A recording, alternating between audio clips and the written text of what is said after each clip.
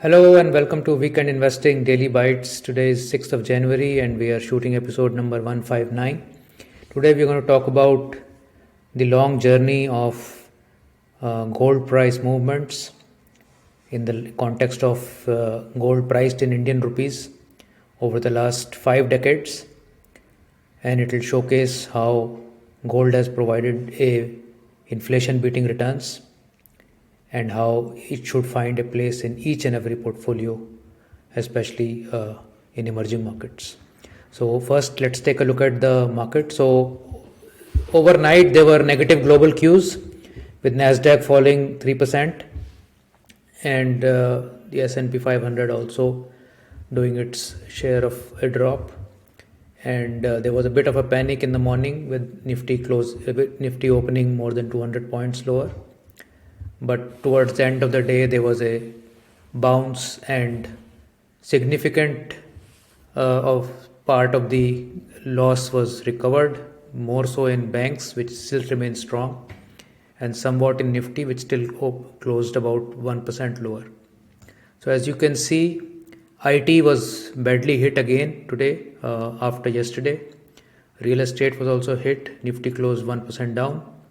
And all the other sectors were also marginally down, with autos picking up. So this has been a recent new relative strength that we are seeing in the auto sector. And of course, the banking, PSU banks picked up while private banks gave up some of the gains of the last 2 days. So overall, not such a bad picture still, reasonably strong market. And if the global cues are not negative again, we may see some stability at these levels. In terms of the broader market, small caps were not weak. They were flat at best. Mid and small cap also totally flat. But large caps, of course, Nifty Next 50, CNX 200, Nifty 50 overall soft. In terms of weekend investing, small case performances, some of these small cases, MIMT All Cap, MI20, MI50, MI25 did well. However, ATH2, LTC Next 200, they were a bit soft, given that they had more of large cap nature of stocks herein versus the small caps and all cap here. Market is again in some sort of a state of confusion. The local market is strong, but overall global cues are a bit weak. So if the global market stabilizes tonight, we may see a turn up in the markets tomorrow. So today we're going to talk about a long-term analysis of the INR gold price movement. Yesterday I tweeted this 5-decade chart of INR gold, and I said that it is characteristic of this asset to sprint and then rest, and to sprint and then rest, somewhat like any other asset class. And it has overall met its goal of 11-12% CAGR over this large period. And currently, after about 100% jump in the last 3-4 years, for the last year and a half, it has been resting. So we will go in depth into these. Why I am talking about gold is because I am of a firm belief that gold is a great hedge to our equity portfolio. In fact, in our recently launched Evergreen portfolio, we have created a hedge for gold there.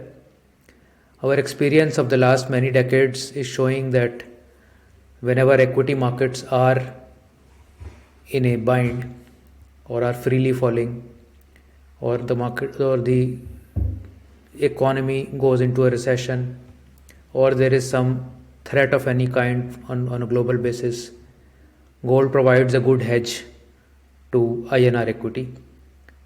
And that is why we recommend that every investment portfolio should have allocation to gold. How much allocation to gold is of course your choice, but a good thumb rule is, from my perspective, half of your age as percentage of your net worth. Could be a bit too much for some, but could be low for somebody who actually believes in it. So let's go and take a look at this chart in depth.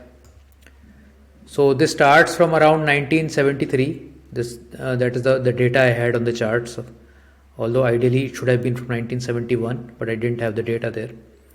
So we've broken it up into 5 legs. So this leg in the early 70s, where gold went up and then it corrected. Then late 70s it again went into a sort of a exponential curve, again corrected for next few years, then went up for the next 16 odd years, corrected, then went up again for the next 10-12 years, corrected a little bit, and then this short rally that we saw in 17, 18, 19, which it is currently digesting. So we will go deeper into each leg and see what kind of movement there was in each of these. So first leg is from January 73 to end of 74. So 2 years approximately, and it gained 200% in this period, going from 18 rupees to 56 rupees per gram. The drawdown started from 74 and lasted till August 76, 56 to 32 rupees, and it drew down about 41% from top to this bottom. And at the end of this leg, up and down, the CAGR from the very start was about 17% here. Inflation was high in those days. It was not single digit like it is today, and hence it was perfectly meeting the inflation beating goals there at that point of time. Next leg started from August 76 and went on to Jan 90, about 3.3 years. Gold went up 586%.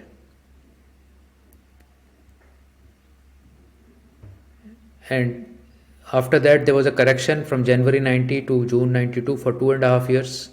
And we are picking the top and the bottom part of the correction. And it had a drawdown of 54% after running up 586%. Drawdown is also pretty steep, but the run up was also steep. And at the end of this leg 2, CAGR from the very start was still 19.9%. Leg 3 started somewhere in 92 mid. At the bottom of this, it went up but then went into sideways for some time and then picked up again. But taking it from this bottom, it was a 13-year move from 1982 to 1996, when gold went from 103 to 539, a move of 424% over this period. And then it gave up 28% drawdown from this peak in the next 3.3 years. So overall, let's say in about 17 years, it went from 103 to 387. CAGR, overall CAGR at this point being 12.18%. Next leg, bottom of 99 at 387 rupees a gram, went to 3,434 by November 12. So almost a 13-year run here, 13 and a half years of run with a gain of 786%.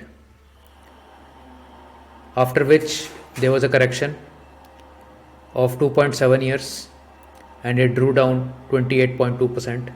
At the end of this leg, again the CAGR from the very start was at 12%. So you can see that it makes huge gains and then it corrects, and then it makes huge gains and then it corrects. Next leg started from 2015 mid after this correction, and in the next 5 years it went from 2400 grams to about 5300 grams, a gain of 118%. And then from last August 2020 it has been into a correction into March 21 when it gave up 18% of the gains. And at this point, the CAGR from the start was still at 12%. So you can see that despite all the ups and downs, gold INR is a very, very stable compounder, and a long-term average of between 11 and 12% has been the experience of the last 5 decades. Whether you can call it a reasonably long benchmark or not, I am not sure, but for me it has proven to be a great hedge to the equity portfolio. And I have shown in several of my videos that whenever equity has been in trouble in the last couple of decades, gold has provided a very good hedge in those periods, whether it was 2008, whether it was COVID crisis in 2020, or whether it was even the 2010, 11, 12 period, whether it was 99, 2000 period. Every time equity has had a crisis, because whenever Indian equity has a crisis, Indian rupee also falls dramatically. And INR gold is a direct correlation to the dollar gold price and the Indian rupee. So it does protect you from a devaluing rupee, and we have seen what is happening in Turkey right now. You never know when your country also can go through some sort of a currency crisis. Fortunately, we are in a strong position right now. But it does protect you from your own government, from your own local currency, and this is the dollar denominated asset that you can have as a hedge. Never compare equity returns to gold. I'm not in that camp at all of comparing equity returns to gold. See it as a companion to your equity, as an insurance to your equity. We all buy insurance. Why? Because there can be a situation which we don't want to face, right? So this is the same insurance for your equity portfolio that you need to take. So I hope there was some perspective on gold price and its movement over the years through this video. Thank you so much for watching, and I'll see you in another video. Bye.